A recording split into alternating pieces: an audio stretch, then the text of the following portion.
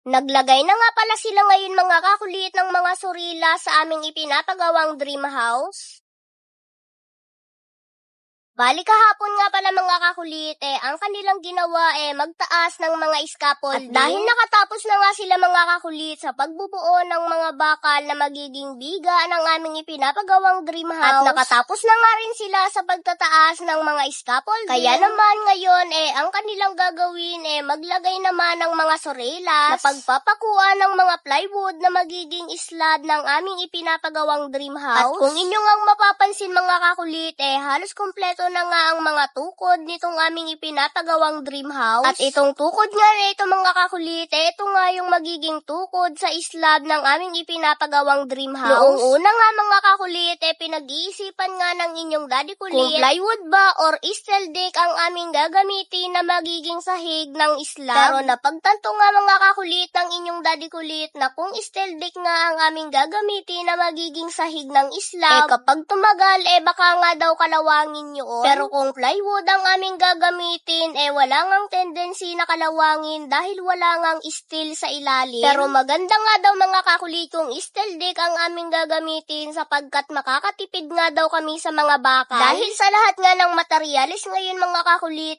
pinakamagastos talaga sa bakal. Pero kung kukwentahin naman natin mga kakulit, sa presyo ng steel deck ngayon na napakamahal na rin, parang bumili na nga rin kami ng maraming bakal. Kaya naman napagdesisyonan nga mga kakulit ng inyong daddy kulit na plywood na nga lamang ang aming gagamitin na magiging sahig ng slab. Marami nga ang nagsasabi sa inyo mga kakulit na dapat daw na ang gamitin namin na pangtukod yung mga tubo. Pero dahil marami nga kaming kahoy mga kakulit na naipon galing sa ipinagawang dream house ni Tito Ka Dreamers, kaya naman ito na nga lamang ang aming pinagtiyagaan na gamitin. Medyo luma nga ito mga kakulit kung titingnan pero napakatigas pa rin naman. Kesa naman gumastos pa nga kami para umarkila ng mga tubo na gagamiting pangtukod. Kung pwede pa naman itong mga kahoy na ito, ito na nga lamang ang aming pagtsatsagaan. At dahil medyo luma na nga mga kakulit yung mga kahoy, kaya naman kung inyong ang mapapansin mga kakulit, halos dikit-dikit na nga ang mga tukod nito at halos dikit-dikit na nga rin ang paglalagay nila ng mga surilas. Para makasigurado nga kami na hindi nga ito bibigay at hindi nga rin ito magigiba. Luma man pero hindi ko naman ito kagaya na napakarupok. Charot, hindi dapat gayon.